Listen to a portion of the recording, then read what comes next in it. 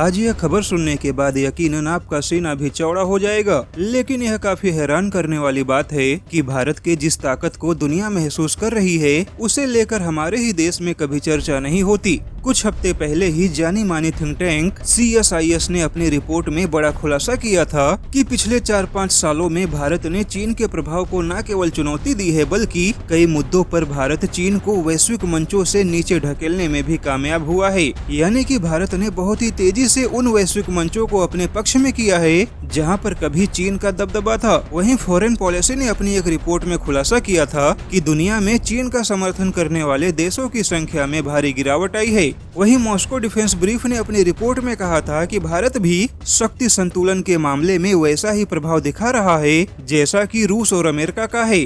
वहीं ब्रिटेन की Chatham house ने भी बड़ा खुलासा किया है कि चीन ने पाकिस्तान के समर्थन में अपनी पूरी ताकत लगा दी। इसके बावजूद चीन भारत को 1% का भी नुकसान नहीं पहुंचा पाया। वहीं CSIS ने बड़ा खुलासा किया है कि यूरोपीय यूनियन में जर्मनी द्वारा चीन को बढ़ावा देने के बावजूद बाकी यूरोपीय यूनियन के देश चीन पर भरोसा नहीं दिखा पा रहे हैं, जिस वजह से यूरोपीय यूनियन में चीन का पहले जैसा प्रभाव नहीं रहा। जबकि वहीं माल्टा और फ्रांस खुलकर भारत के समर्थन में है, जिस वजह से चीन यूरोपीय यूनियन में भी भारत के सामने कमजोर होता जा रहा है। अब ऐसे में देखा जाए तो सारी रिपोर्ट का एक ही मतलब निकलता है कि पूरी दुनिया में धीरे धीरे भारत के आगे चीन का प्रभाव कम होता जा रहा है। लेकिन हैरान करने वाली बात यह है कि भारत चीन के वर्चस्व को वहां पर चुनौती दे रहा है जहां पर चीन वर्षों से अपना झंडा गाड़ के बैठा था। लेकिन इसके अलावा कई प्रसिद्ध थिंक टैंक के जानकारों का मानना है कि अगर भारत GDP के मामले में जर्मनी को पीछे छोड़ दिया तो भारत वैश्विक राजनीति में न केवल मजबूत आधार बनेगा, बल्कि दुनिया के कई मंचों से और कई देशों से चीन के प्रभाव का सफाया हो जाएगा। यानी कि चीन एक बड़ी GDP होने के बावजूद विदेश नीति और प्रभाव के मामले में भारत के आगे टिक नहीं पाएगा।